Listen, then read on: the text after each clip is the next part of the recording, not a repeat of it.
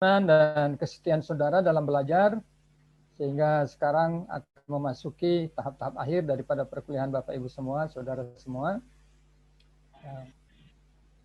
Kalau semester depan SKS-nya tinggal sedikit ya.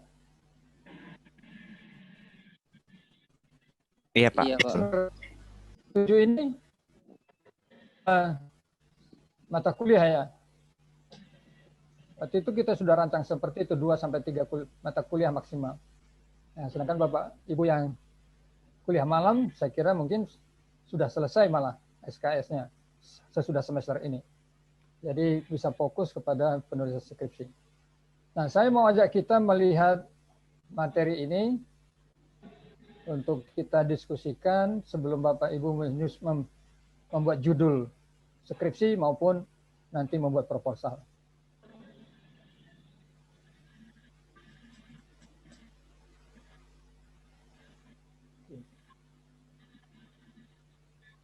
Nah, yang pertama mari kita memahami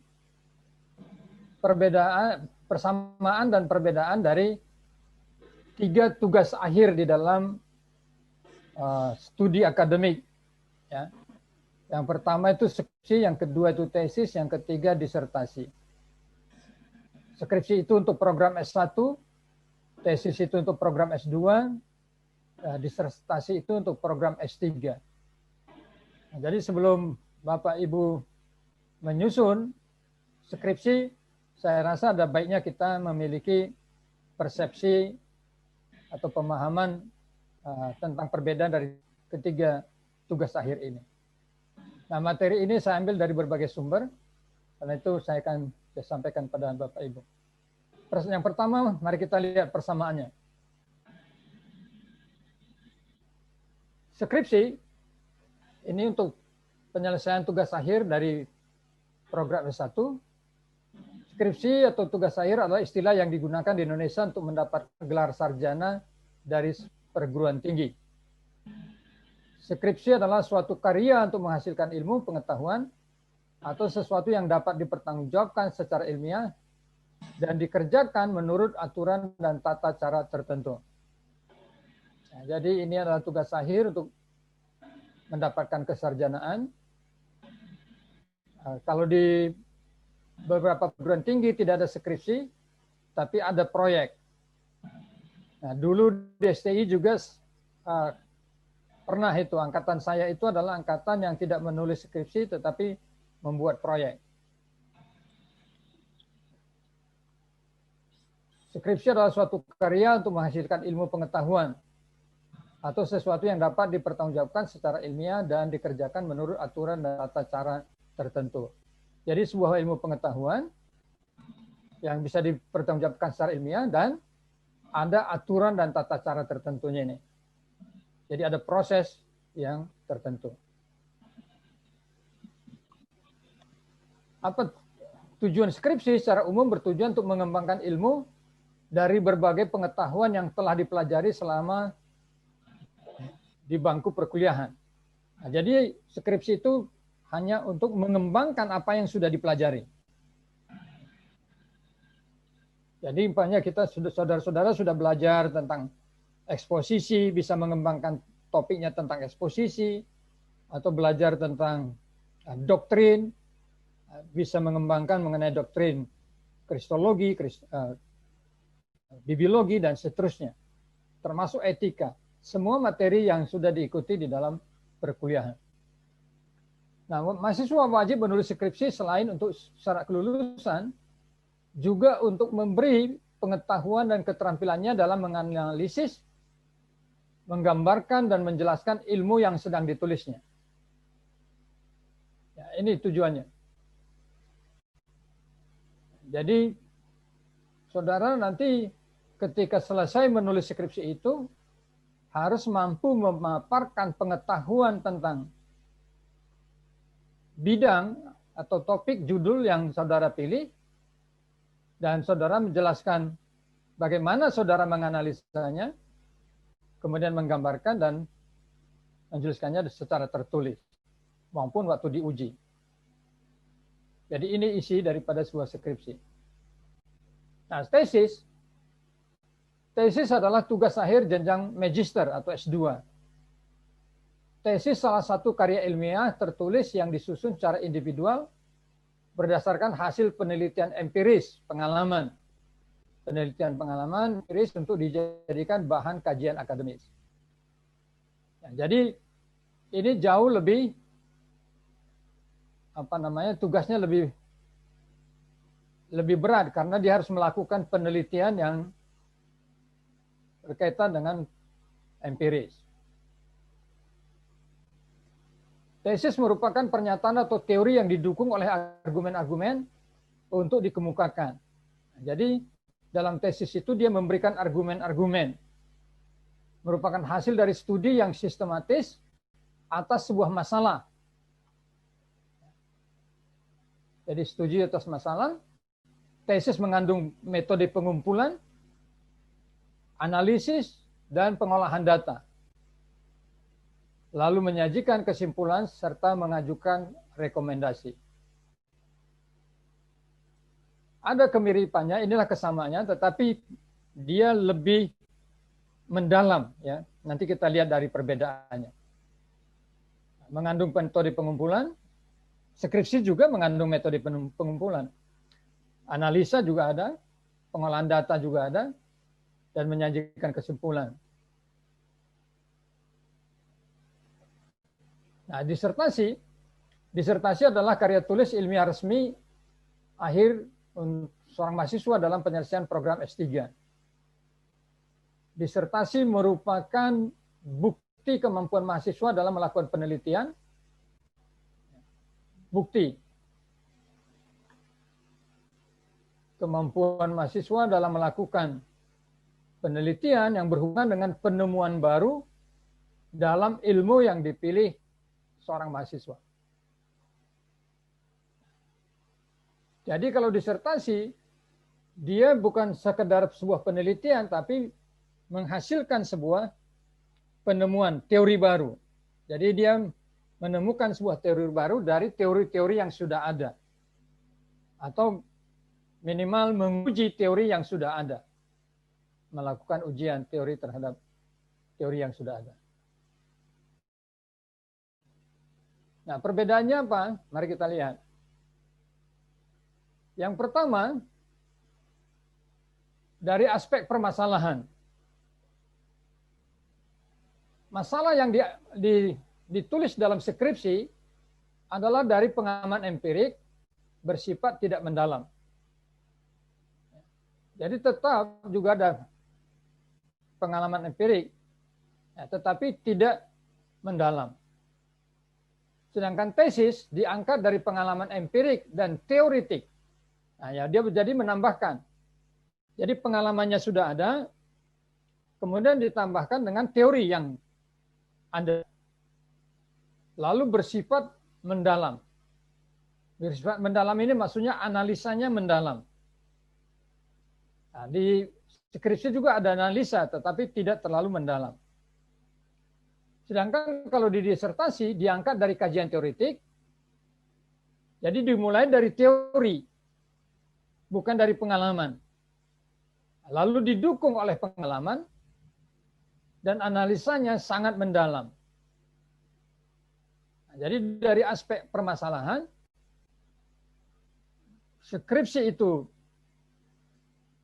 penelitiannya pengalaman empirik, ya, memang ada landasan kepustakaannya, teori-teorinya, tapi tidak analisa mendalam. Sedangkan kalau di tesis, pengalaman empirik ditambah teori-teori dan analisa mendalam. Kalau S3, mengkaji sebuah teori, jadi dimulai penelitian sebuah teori, lalu didukung oleh pengalaman empirik, lalu menemukan sebuah teori baru atau menguji teori yang dikaji itu. Yang kedua, aspek kedua, kemandirian penulis. Dalam penulisan skripsi, tanggung jawab itu 60% di mahasiswa. 40% itu peran pembimbing. Jadi peran pembimbing masih sangat tinggi di dalam penulisan skripsi. Sedangkan di dalam penulisan tesis, peran penulis itu 80%, peran pembimbing itu 20%. Jadi peran pembimbing semakin berkurang. Lalu di dalam disertasi, peran mahasiswa itu 90%, peran pembimbing 10%.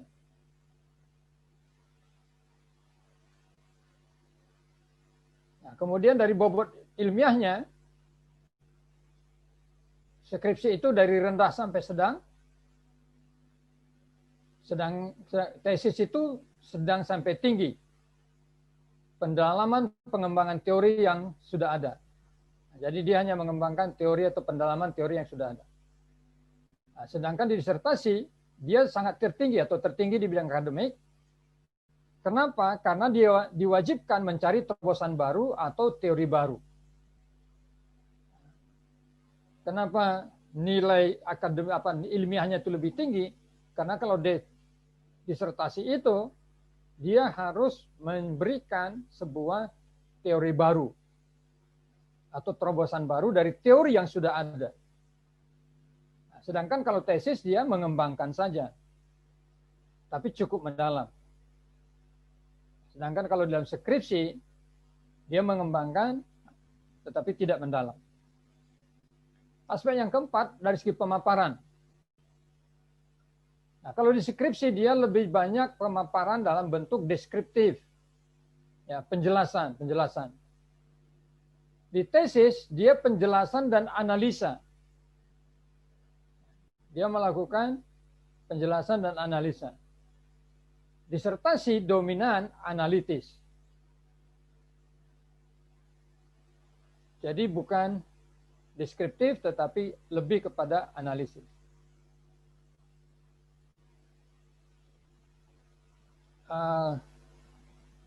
Apa bedanya deskriptif dan analisis?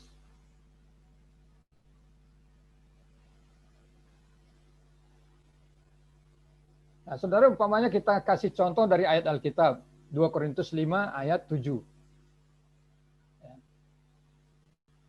Sebab kami hidup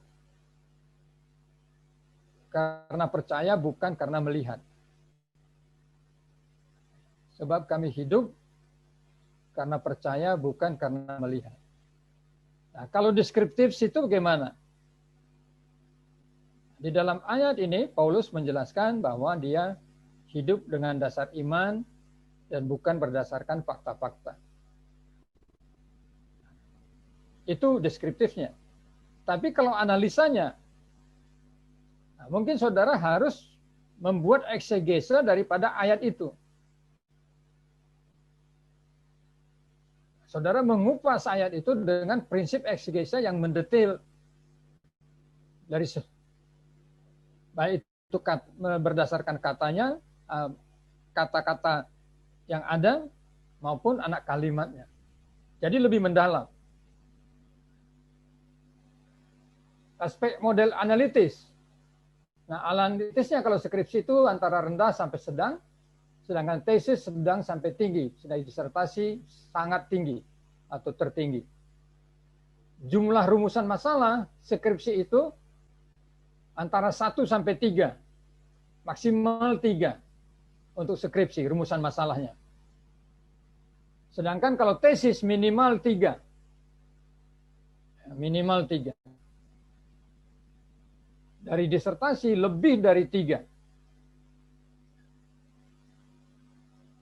Jadi cukup banyak karena dia harus cukup luas.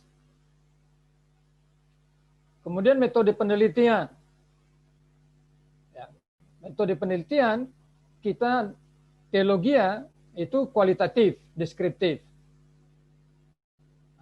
Kalau pakai kuantitatif hanya sampai kepada statistik seperti itu saja.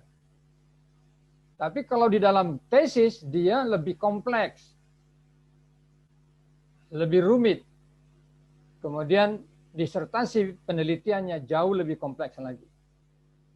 Ada banyak rumusan-rumusan tentang teori penelitian yang harus dikerjakan ketika menulis disertasi. Kemudian dari orisinal karya.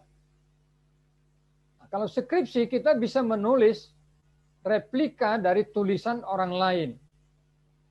Yang penting tempat dan kasusnya berbeda.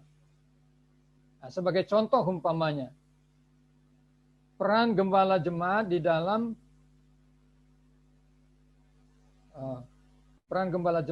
pertumbuhan iman orang Kristen atau jemaat yang dilayani.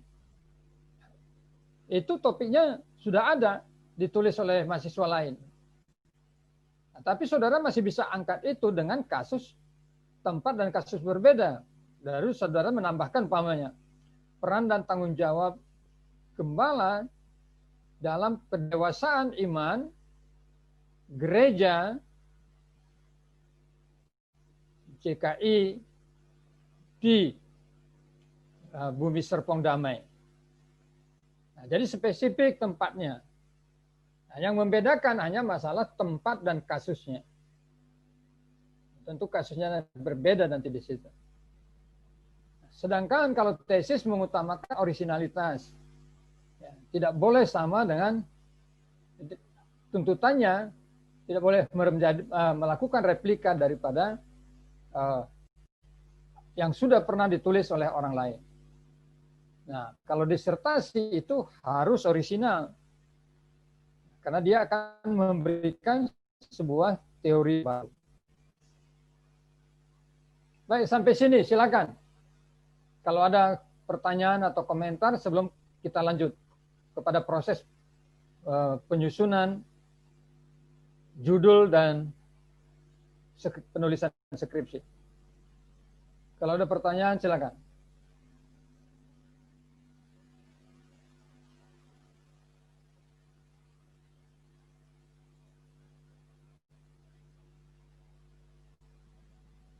Tidak ada?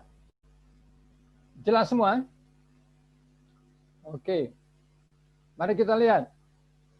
Nah, bagaimana proses membuat sebuah judul dan menulis proposal dan skripsi? Yang pertama, saudara harus memilih atau menentukan sebuah judul atau topik. Ya, sebelum judul, pertama adalah saudara harus memilih topik atau menulis yang saudara menguasai materinya. Bukan apa yang ingin Anda lakukan. Ini penting sekali. Dari awal saudara harus menguji kemampuan saudara tentang topik yang akan saudara tulis. Umpamanya saudara akan menulis skripsi tentang Allah Tritunggal dalam Alkitab. Itu artinya saudara harus sudah menguji saudara mampu tidak dalam teologi sistematis itu. Nah, banyak mahasiswa mengalami frustrasi dalam menulis skripsi karena mereka memilih topik bukan didasarkan kepada mereka mampu melakukannya, tapi mereka membuat topik atau memilih sebuah topik berdasarkan keinginan mereka. Mereka mau menulis sesuatu yang memang wah, bagus. Tetapi itu di luar kemampuan mereka. Akhirnya mereka frustrasi. Dosen jadi frustrasi juga. Saya punya pengalaman membimbing mahasiswa S2 seperti itu. Dia memilih mengenai makna penyembahan dalam roh dan kebenaran. Saya tanya di awal pembimbingan, kamu mampu bisa ini eksposisi, eksegesa dari Yohanes 4 itu? Dia bilang bisa. Dalam perjalanan bimbingan, dia tidak bisa, frustrasi. Saya sebagai yang membimbing lebih frustrasi lagi.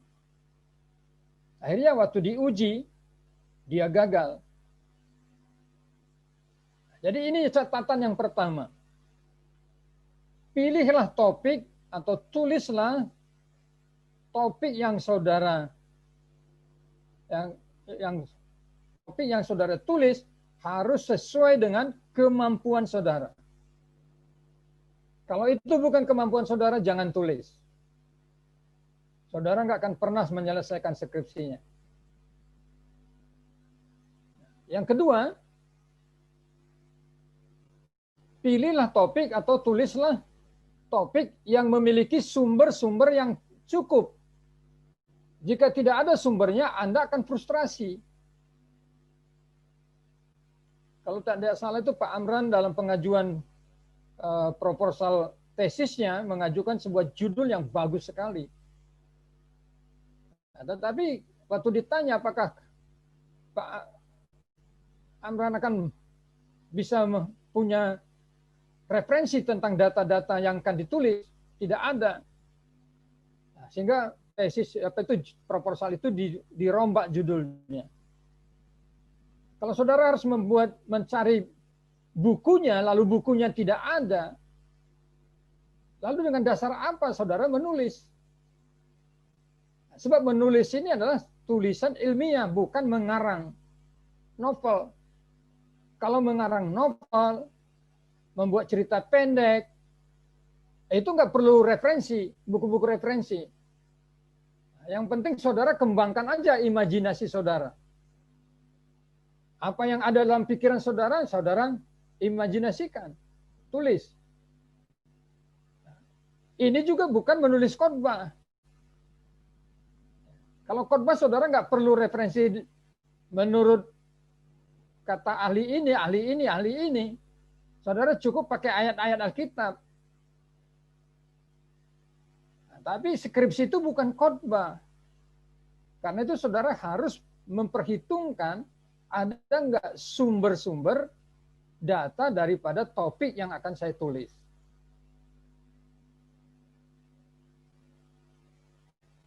Nah, yang ketiga, ujilah manfaat daripada topik yang akan saudara tulis.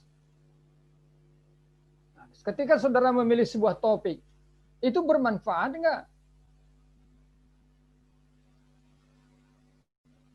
Saudara umpamanya menulis mengenai keluarga harmonis menurut Alkitab atau tinjauan teologis pernikahan sejenis berdasarkan Kejadian pasal 2 umpamanya. Bermanfaat enggak? Kalau tidak bermanfaat, jangan tulis, nggak ada gunanya. Saudara hanya bikin capek-capek saja. Kalau nanti yang membaca hanya pembimbing dan saudara saja. Tidak ada manfaatnya bagi orang lain. Jadi ujilah dari sudut manfaat. Apakah topik saya ini bermanfaat atau tidak? Yang keempat, nah, Anda harus memahami latar belakang masalah yang hendak Anda tulis. Apa latar belakangnya? Mengapa saudara harus menulis itu? Nah, kalau saudara nggak bisa menjawab mengapa saudara harus tulis itu, saudara nggak bisa menulis apa-apa.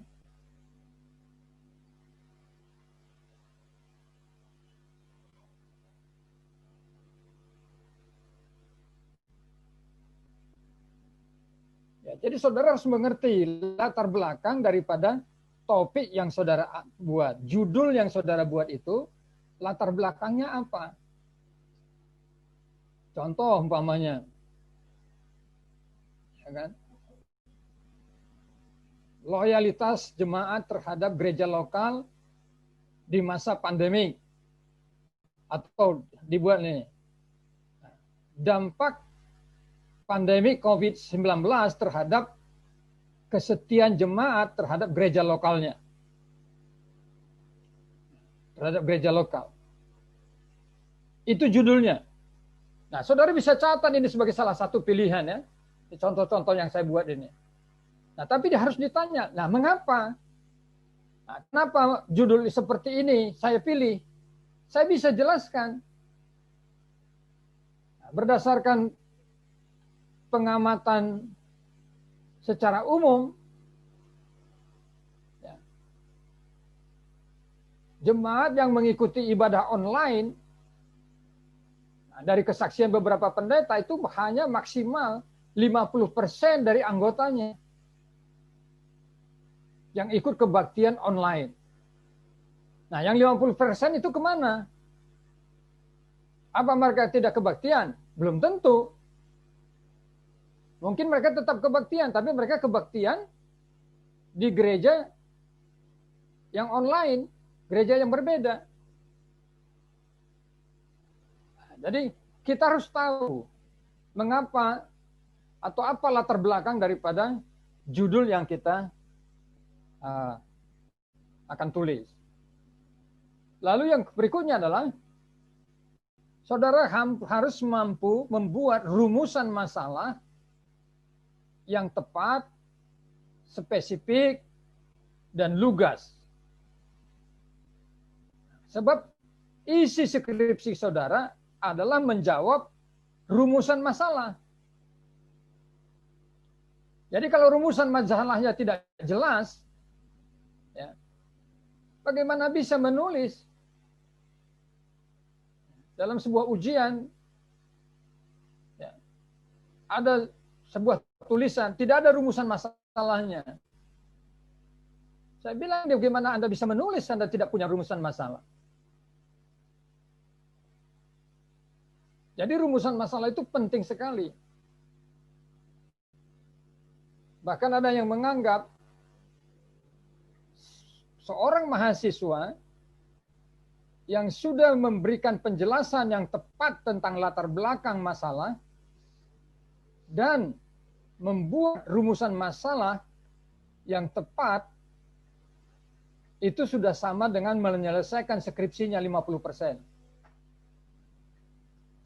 Pak, interupsi Pak, mau tanya, ini bahan nanti kami dikirim nggak Pak? Kalau mau di share, saya share aja nanti diteruskan sama Pak ini aja, Pak Amran. Baik Pak, kalau nggak saya mesti tulis Pak. Ya baik, makasih. Oke Pak. Ya.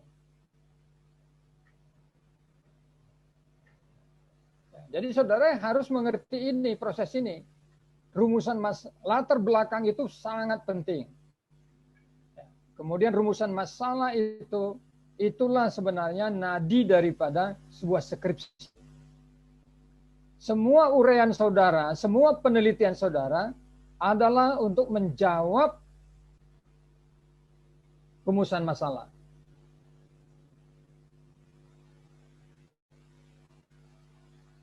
Nah, kemudian ikutilah jadwal bimbingan dengan setia.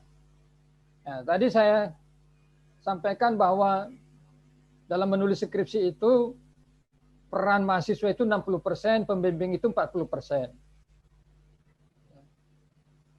Saudara boleh komplain tentang pembimbing kalau pembimbing ogah-ogahan dalam bimbingan.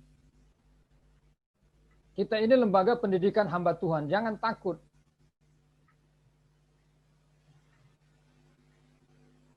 Yang penting ikuti jadwalnya dengan tepat. Tapi jangan saudara yang bikin jadwal sendiri. Saya percaya dosen-dosen di STI itu semuanya ingin mahasiswanya itu lulus dengan tepat waktu, lulus dengan yang terbaik. Tidak ada dosen killer, tidak ada pembimbing killer di STII.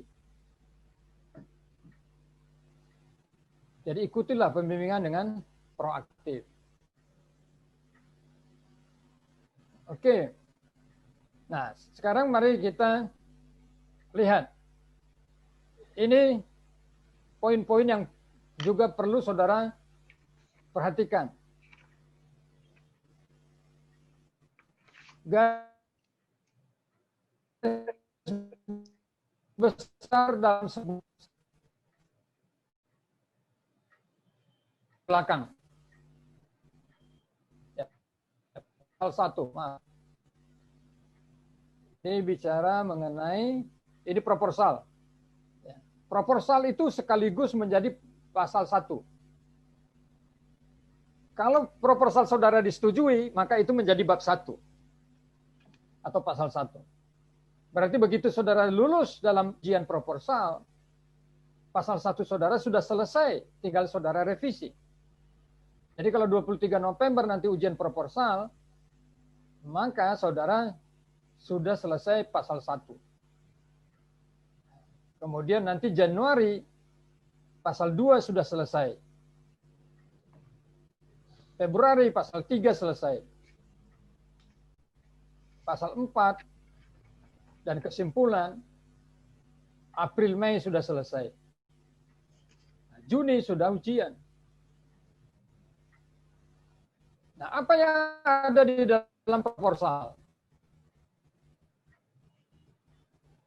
Ini yang ada di proposal.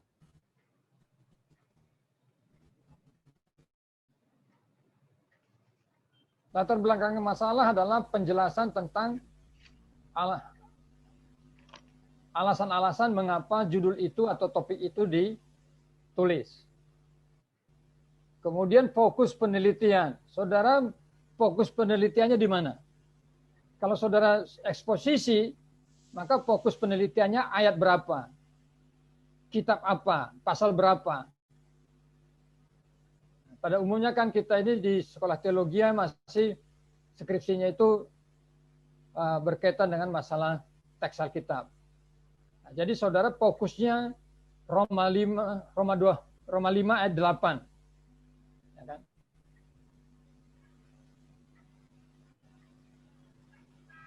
Hidup damai sejahtera bersama dengan Allah. Karena kita telah dibenarkan oleh iman, maka kita damai sejahtera dengan Allah oleh Yesus Kristus Tuhan. Atau Roma 12 ayat 1 dan 2. Jadi kita saudara batasin fokus penelitiannya di situ. Kalau saudara umpamanya lebih luas, oke, kitab para rasul.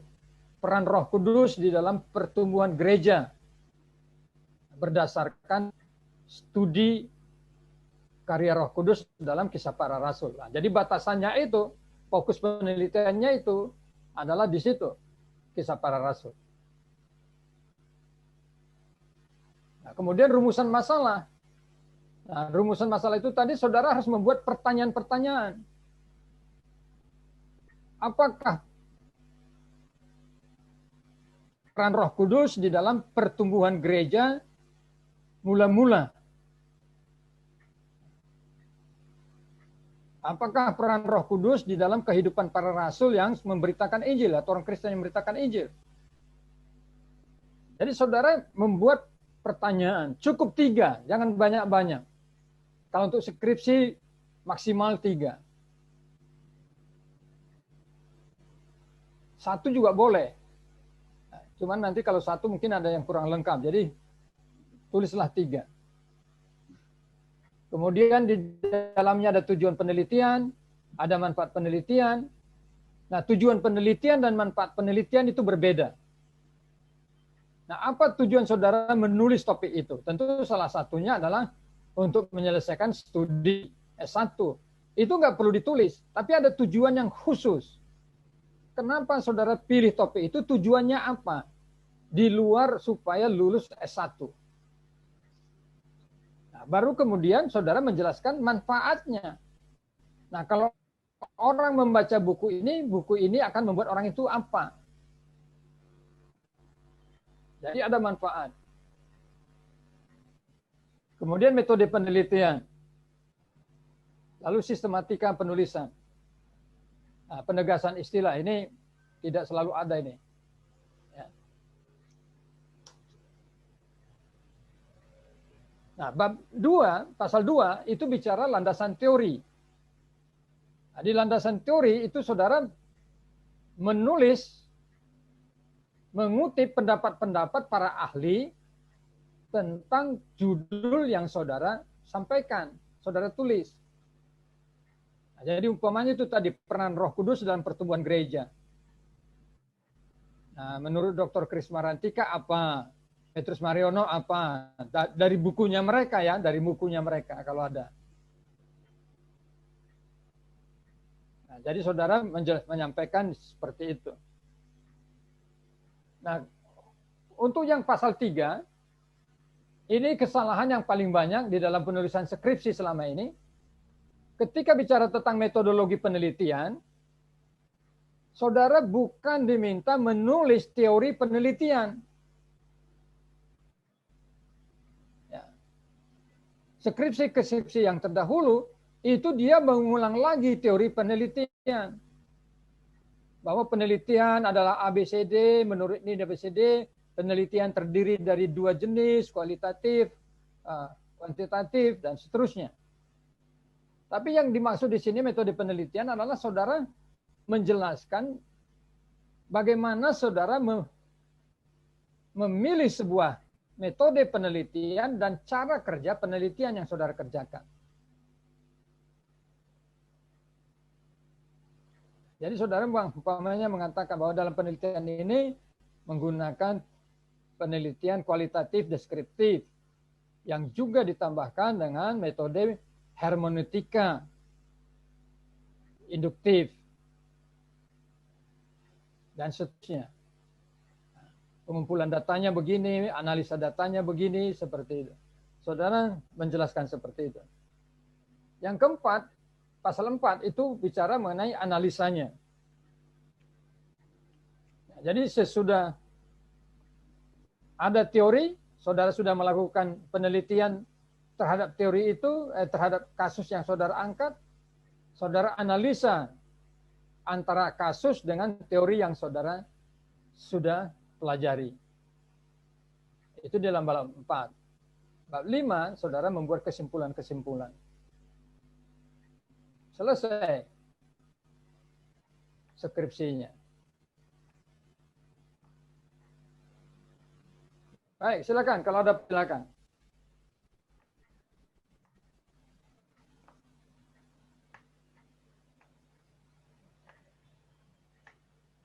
Pak, saya mau tanya, Pak.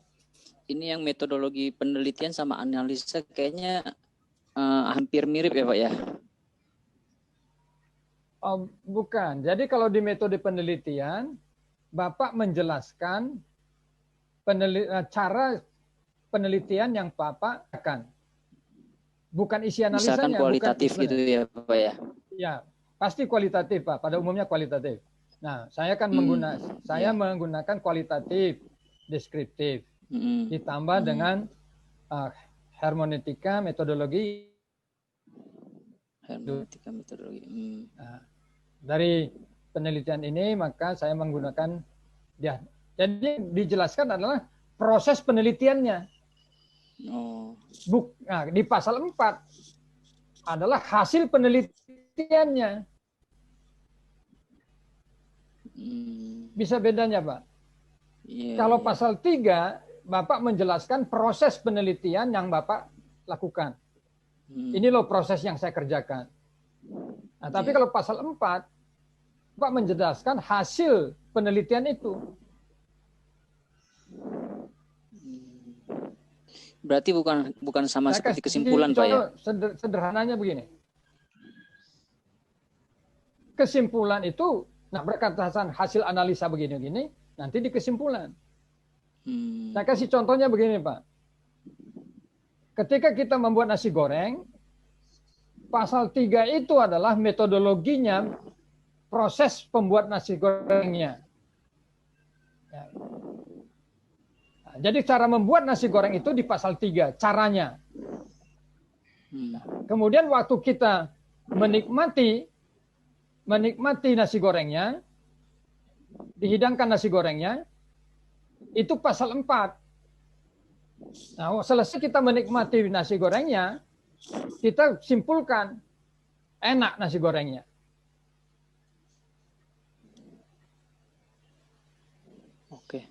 Oke, Pak. Makasih, Pak. Oke, Pak Budi. Terima kasih. Yang lain bagaimana? Cukup jelas? Ibu Nomi bagaimana? Atau jadi bingung? Enggak, Pak. Kalau saya, judulnya kalau di luar Alkitab nggak apa-apa ya, Pak? Di luar Alkitab maksudnya gimana tuh, Bu? Misalnya saya ngambil di bidang psikologi atau yang lain, Pak. Tapi nanti silakan, Bu. Tapi nanti pasti dihubungkan juga dengan ayat-ayat Alkitab sih, Pak. Maksudnya nggak melulu judulnya harus secara Alkitabiah gitu, Pak. Oh ya, jadi umpamanya kalau Ibu ambil psikologi, masalah pendidikan anak umpamanya kan, psikologi perkembangan bisa. Bisa ya Pak ya. Nah, jadi ya pentingnya pembelajaran Alkitab terhadap anak batita berdasarkan psikologi perkembangan, bisa kan? Nah, Bisa. tapi pertanyaannya nanti ada nggak pembimbing yang mempunyai kemampuan itu? Betul. Nah, sebab nanti pembimbingnya ibu adalah orang yang mempunyai bidang itu. Nah, yang ngajar psikologi perkembangan siapa? Ibu Rumi, Bu, Pak. Berarti bisa, nggak apa-apa. Nah, jadi itu sebenarnya di bidang PAK kalau mau di situ, Bu. Oh iya Pak, terima kasih. Kalau Pak. PAK itu kita ada Ibu Rumi, ada Pak Max. Oh gitu ya Pak, terima kasih ya Pak. Bisa. Jadi umpamanya bidang etika juga bisa.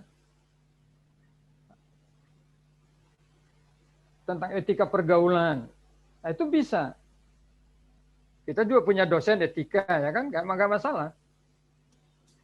Kalau nanti etika apa pembimbingnya siapa ya Pak? Etika ada Pak Race, selama ini kan beliau yang ngajar. Ya. Ada Ibu Joplin. Ibu yang ngajar Rumi. etika. Oh. Ibu Rumi. Ibu Rumi juga. Oh. Jadi bisa. Iya. Selain itu kan pembimbing 2 ya Pak ya. Kalau misalkan kita pilih satu boleh Pak, misalkan dosen pembimbingnya Pak. Jadi mahasiswa Maksudnya itu yang pertama mengajukan. yang secara khusus dia menangani Jadi mahasiswa diizinkan mengajukan permohonan supaya pembimbingnya siapa. Nah, tetapi nanti bagian akademik yang menentukan karena berkaitan dengan distribusi pembimbingan. Nah, jadi kalau nanti umpamanya satu pembimbing itu ada 5 yang mahasiswa mengajukannya, tentu nggak bisa dia semua, Pak. Nah, pasti dosen yang lain harus juga membimbing. Seperti itu. Oke. Ada 2 pembimbing untuk setiap mahasiswa. Nah, pembimbing tentang pembimbing 1 dan pembimbing 2. Pembimbing 1 itu dia fokus terhadap isi. Dia adalah pembimbing yang boleh dibilang pembimbing utama yang berfokus membimbing saudara di dalam menulis tentang isinya. Sedangkan pembimbing 2 lebih kepada fokus kepada formatnya dan redaksi bahasanya. Nah, jadi nanti pembimbing 2 tidak harus punya keahlian sesuai dengan bidang saudara yang saudara pilih, tidak harus. Nah, karena dia fokus kepada format dan redaksi daripada skripsi itu. Oke, makasih Pak Mora. Ya. Citra bagaimana? Bisa mengerti? Atau jadi bingung? Bisa Pak. Enggak Pak. Atau jadi takut tulis skripsi? Enggak Pak, enggak juga. Oke. Terima kasih. Saya takut.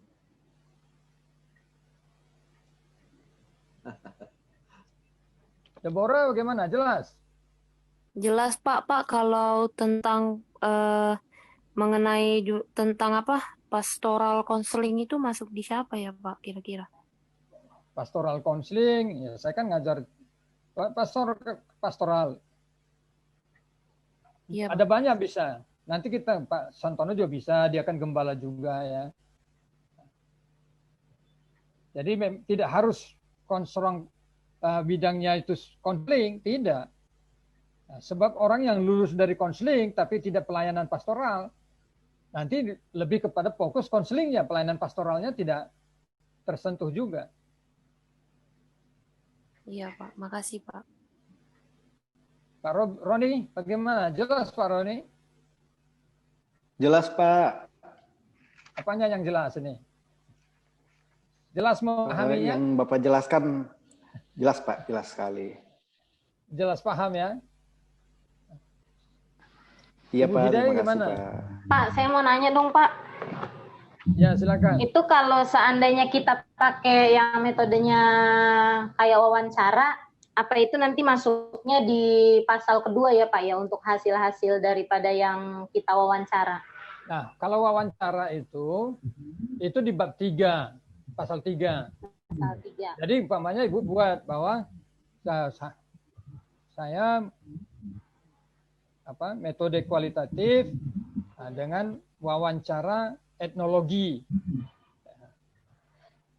Etnologi lagi. Penelitian wawancara mendalam. Ya, jadi bukan etnologi tapi saya lupa istilahnya itu tapi pakai etno. Jadi itulah yang Ibu jelaskan. Nah, bahwa di dalam melakukan penelitian ini selain saya menggunakan sumber-sumber kepustakaan, saya juga melakukan wawancara mendalam. Seperti itu. Itu di pasal 3. Bisa wawancara. Tapi kalau Ibu melakukan angket, itu kuantitatif, bukan kualitatif lagi. Oke, Pak. Oke. Tapi boleh, kuantitatif juga boleh ya. Mahasiswa S1 juga kalau mau kuantitatif bisa. Oke, Pak. Makasih, Pak. Ya, makasih. Grace, gimana Grace? Jelas paham? Jelas, Pak. Yani?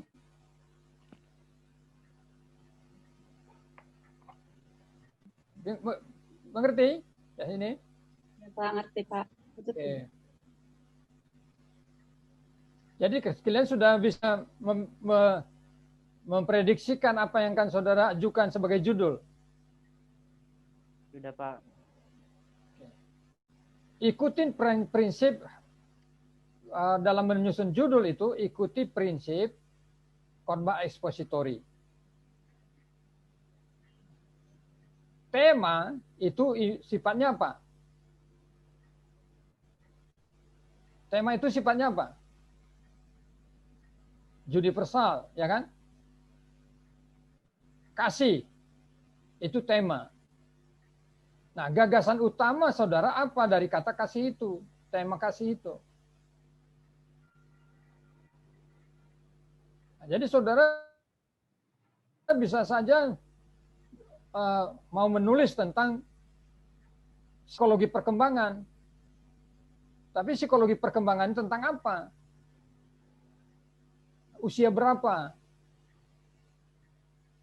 Itu yang harus ada dalam pikiran saudara. Kalau saudara mau menulis tentang teologi ya, oke, saya mau menulis tentang temanya tentang bibliologi. Nah, secara spesifik bibliologi bidang apa, mengenai apa? Mengenai pentingnya keyakinan akan inerensi Alkitab. Itu kan belum ada yang ngangkat itu. Itu kita perlukan hari ini, bermanfaat hari ini. Karena banyak orang yang meragukan apa betul Alkitab itu firman Allah tanpa salah. Dan bukunya, bahannya tuh banyak.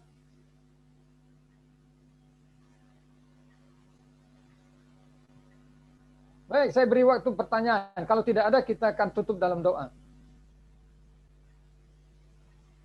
Pak, kalau kualitatif ini berapa buku, Pak? 2. Oh, kepustakaan. Iya, kepustakaannya. Kalau kepustakaannya itu sebenarnya begini.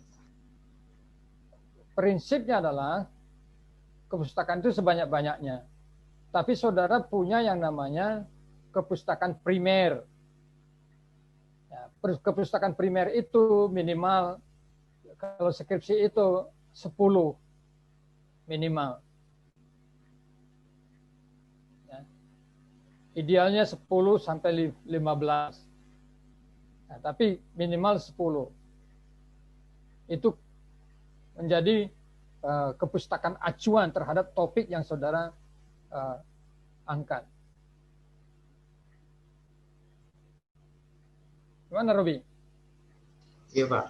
Nah, makasih, Pak. Silakan. Pak, Felicitan, siapa?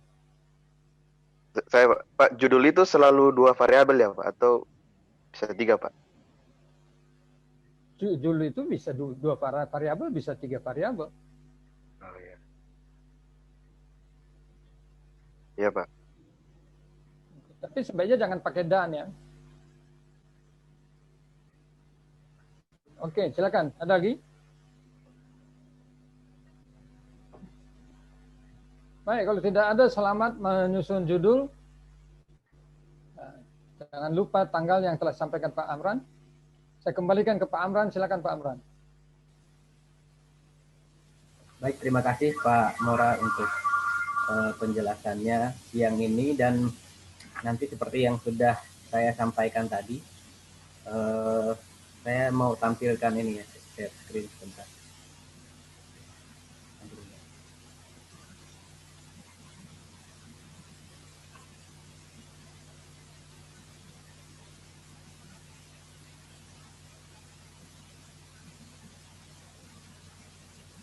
Ya, nanti kami akan berikan ini di grup, bisa di print atau diketik ulang seperti ini ya. Untuk pengajuan judul skripsinya ada nama mahasiswa, kemudian judul skripsi atau topik, latar belakang masalah singkat saja, kemudian tujuannya, kemudian usulan dosen pembimbing 1-2, dan kepustakaan seperti tadi yang Pak Mora bilang, yang primer minimal 10, tapi kami membuat di bawah sini ada 25 buku terkait supaya nanti ke depannya tidak bermasalah dengan buku-buku, kami harap bisa dilampirkan.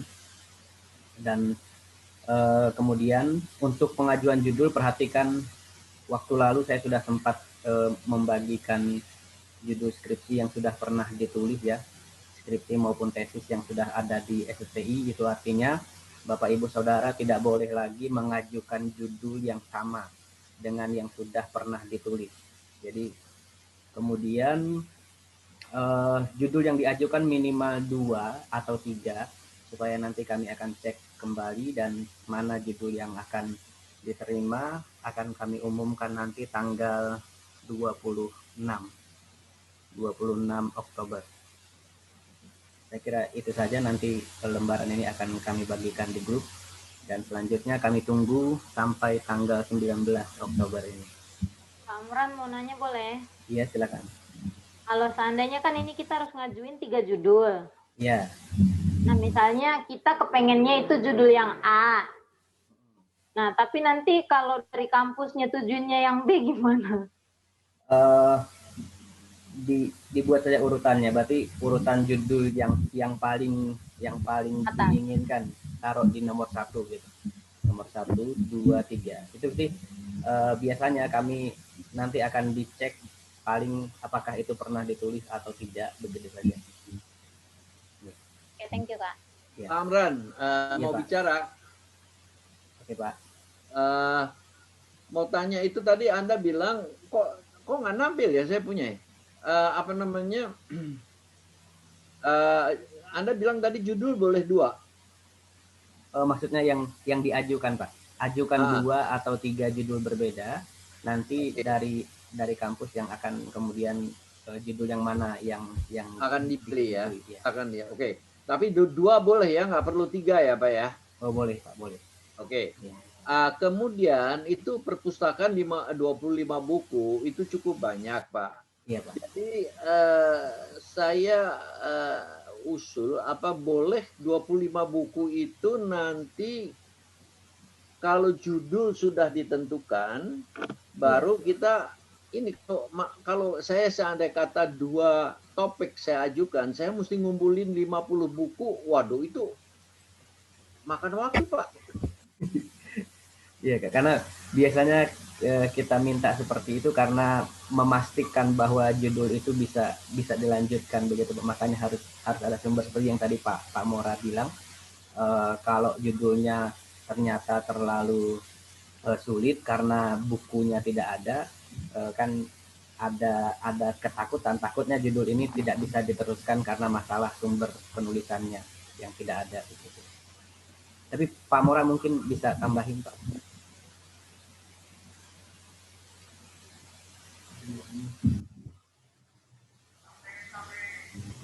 Oke, jadi Pak Amran, Iya, Pak. mungkin kalau memang tidak bisa 25 nggak apa-apa, tapi yang buku primernya itu dicantumkan. Jadi 10. Oh, oke, Pak. Nah, buku primernya itu.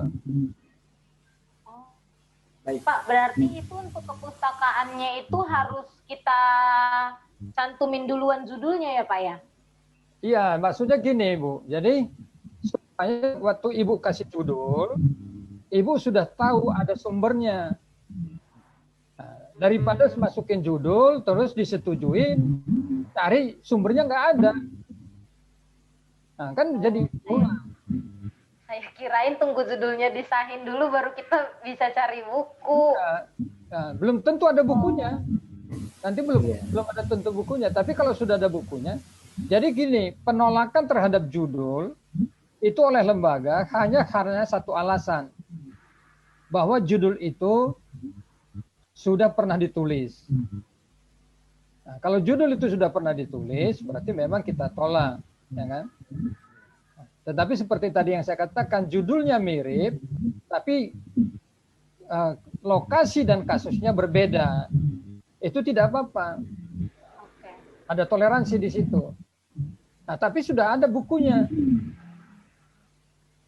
Nah, jadi waktu 1 minggu ini saya kira di searching aja di Google judul-judul buku yang sesuai dengan topik itu. Nggak usah pergi ke perpustakaan. Kalau perpustakaan kita mungkin sulit juga untuk menemukannya. Jadi coba di searching. Kalau ada buku di online, nggak usah langsung beli, jangan langsung beli. Yang penting judul bukunya saja dulu disampaikan. Oke Pak. Oke, terima kasih Pak. Ya. Ada yang lain?